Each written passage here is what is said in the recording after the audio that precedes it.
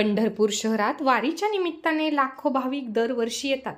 या भाविकांचे तसेच तेथील रहिवाशांचे आरोग्य चांगले राहावे या हेतूने 1889 साली मेहतर समाज पंढरपुरात साफसफाईसाठी आणला गेला।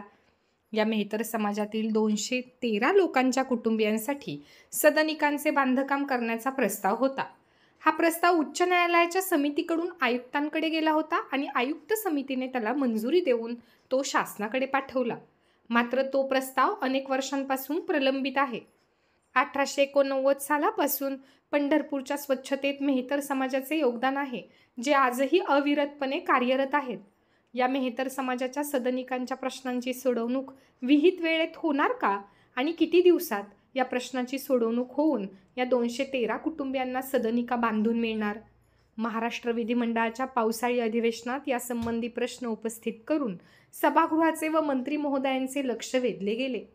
या अनुषंगाने सकारात्मक प्रतिसाद देत वित्त व नियोजन मंत्री तथा उपमुख्यमंत्री माननीय श्री अजितदादा पवार यांनी सुधारित पंढरपूर तीर्थक्षेत्र आराखड्यामध्ये या प्रकल्पाचा समावेश केला असून या आराखड्यात एकूण 13 इमारती उभारण्यात येणार असून त्यापैकी 12 इमारती 4 मजली तर 1 इमारत 5 मजली असेल।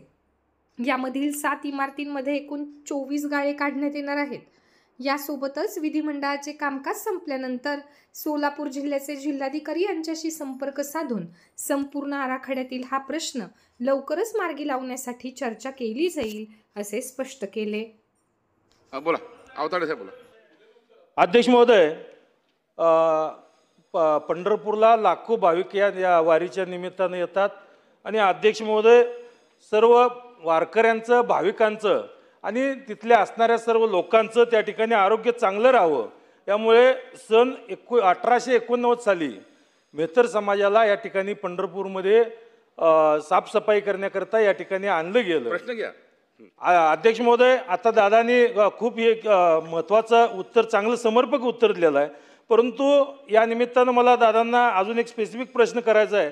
अध्यक्ष महोदय, जवळजवळ उच्च न्यायालयाची समिती झाली, समितीने त्या ठिकाणी आयुक्तांना नेमलं, आयुक्ताची समिती झाली, आयुक्तांनी त्या निमित्तानं त्या ठिकाणी सर्व आदेश देण्यात आले। तसा प्रस्ताव माननीय कलेक्टर महोदयांनी शासनाकडे पाठवलेला आहे आणि शासनाकडे हा गेले कित्येक दिवस या ठिकाणी प्रलंबित आहे।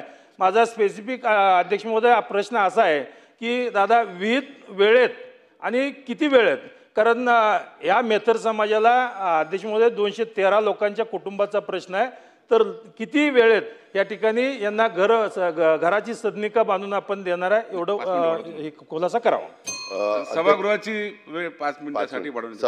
अध्यक्ष महोदय, मी सुरुवातीला सांगितले की सुधारित पंढरपूर तीर्थक्षेत्र विकास आराखडा तयार करण्याची प्रक्रिया चालू आहे। राज्याच्या विद्यमान मुख्यमंत्री महोदयांनी पण काही सूचना दिल्या आहेत। मागे एकनाथराव शिंदे साहेब मुख्यमंत्री असताना त्यांनी काही सूचना दिल्या आहेत। समाधान अवताडे साहेब तिथलं प्रतिनिधित्व करतात। इतर पण काही मान्यवरांचा, नाही म्हटलं तर पांडुरंगाच्या दर्शनाच्या निमित्तानं संबंध येतो, वारकरी संप्रदायाचा येतो, अनेक सदस्यांचा येतो आणि त्याच्यामुळं हे प्रलंबित राहिलं, हे गोष्ट आम्हाला मान्यच आहे। परंतु सुधारित आराखड्यामध्ये आता ह्या सगळ्या घरांचा आपण समावेश करतो, 213 रहिवाशांचा। आणि अध्यक्ष महोदय, नुसतं तो 213 रहिवाशांचा समावेश करत नाही, तिथं आपण 13 इमारती बांधतोय, ते 213 रहिवाशांच्या करता 13 युनिट बांधतोय आणि ते करत असताना 12 इमारती 4 मजली आहेत, 1 इमारती 5 मजली आहेत आणि शिवाय 7 इमारतीमध्ये 24 गाळे दुकानाचे ते पण आपण काढतोय। मी स्वतः पुन्हा आज किंवा उद्या कलेक्टरला सांगतो किंवा सुधारित पंढरपूर तीर्थक्षेत्र विकास आराखडा हा किती दिवसात त्या बाबतीमध्ये तयार होईल आणि तो त्याला बाकीचा वेळ लागत असला तर हा मुद्दा लवकर क्लिअर करून ह्याकरता निधीची पण कमतरता आम्ही वित्त विभाग कमी पडू देणार नाही आणि जितकं फास्ट करता येईल ते समाधान अवताडे सभागृह संपल्यानंतर तुम्ही माझ्यावरच चला, आपण लगेचच पण कलेक्टरला फोन लावू आणि नक्की महिन्यात, 2 महिन्यात, 3 महिन्यात जे काय असेल ते उत्तर मी तुम्हाला देतो।